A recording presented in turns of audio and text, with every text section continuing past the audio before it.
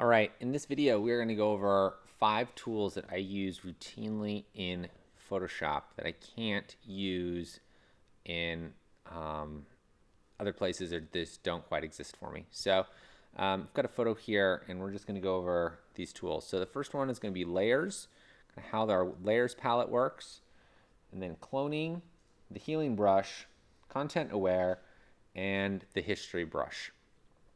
So those are basically retouching tools that we just don't have access to in other pieces of software that do it as well as Photoshop. So let's kind of walk through a couple of steps here. I'm not going to do a lot because otherwise you're going to be watching a video for like 30 minutes, but I'm going to give you some basics.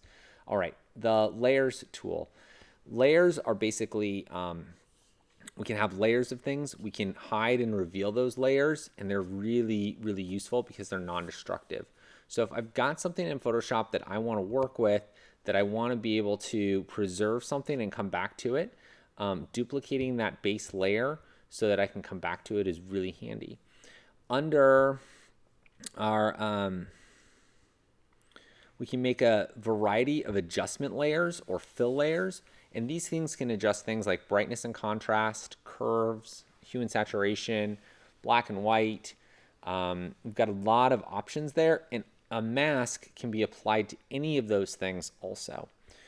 We can also take things in a photo and then apply we can make a selection. So I'm going to make a rough selection here.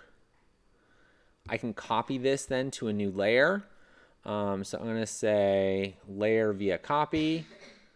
It makes a new layer here. I'm using my move tool, V, and I'm just going to drag this in. And I could start then filling in this bush with existing material that's already here.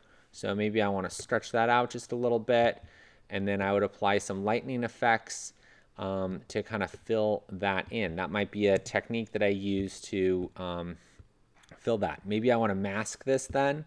So I could put a mask on here.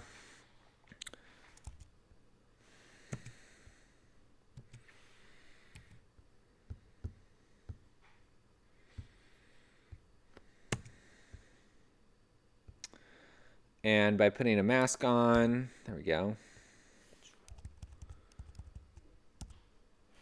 Black reveals X, or black reveals,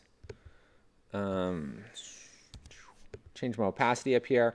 And now I can just basically choose, I'm basically masking onto this. You can watch one of the masking videos to learn more about the details here. But I'm able to kind of really quickly create something.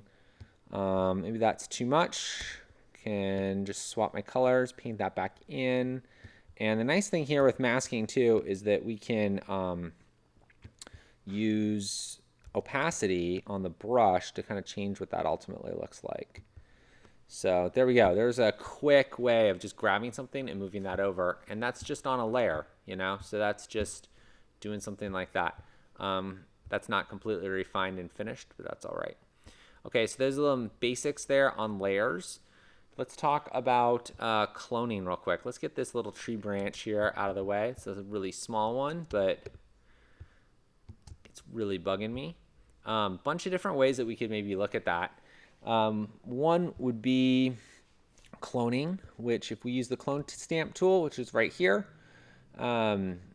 S is the shortcut key for that. We press Option or Alt, and then we can grab an area and then just paint, and it will, whatever it is on is what it's going to grab and paint over, and it will remember what was there too. So sometimes we have to reselect there just a little bit. But this is a great tool for fixing things, and because it will also pick up the pattern and the texture of the object that you're painting on a bit, so it doesn't go completely smooth. I'm going to undo that. Another option for this might be the healing brush, which is J, or the spot healing brush. Spot healing brush will select in and then select. Depending on how your brush is, if it's got a bunch of feather to it or not, will kind of depend if it leaves artifacts and that kind of thing. Sometimes it's useful, sometimes it's kind of a little obnoxious. Another option might be using content aware, which in this case we would lasso, so L, and then select. And then I could press delete. Oh, that won't work actually, never mind. But I can right click on here and say fill.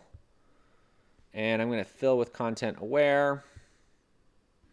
And then it fills that. Content aware works really, really well. It's one of the tools that's super fast and really, really slick for being able to make adjustments and stuff like that here in our photographs. What would be something else? So maybe like this concrete here, we're getting this shadow from the light that was coming in here. This might be a great instance. I can increase my brush size by either right clicking and pulling up my brush size there. You know, you've got all these different brushes that you can choose from. If you like kind of your general brush, you can also use the parentheses keys there to increase that brush size. So this might be an instance here where I go in a little bit and I can kind of take away this shadow to hide how we lit this. Now you can see that this is also, we get some artifacts coming in there.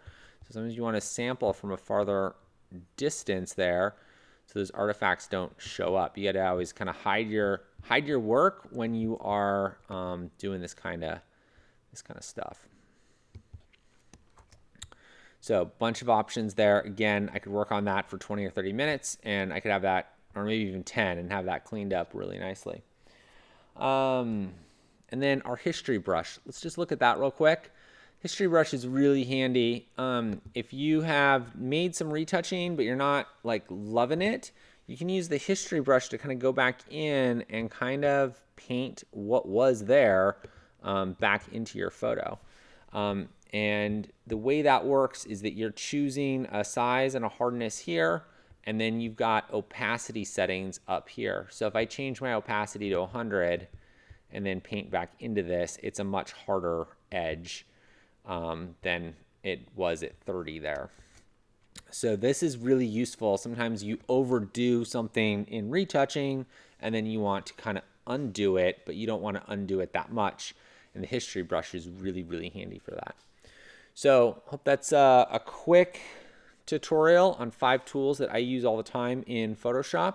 I recommend you experiment with them, play with them, and do a little research on your own and find some videos or tutorials that work really well to help explain those images. When we're doing critiques in class, I will say, hey, what if you cloned that out? What if you did this? What if you did that? And a lot of it is just trial and error and kind of finding and feeling the best tools to get stuff done. All right, thanks.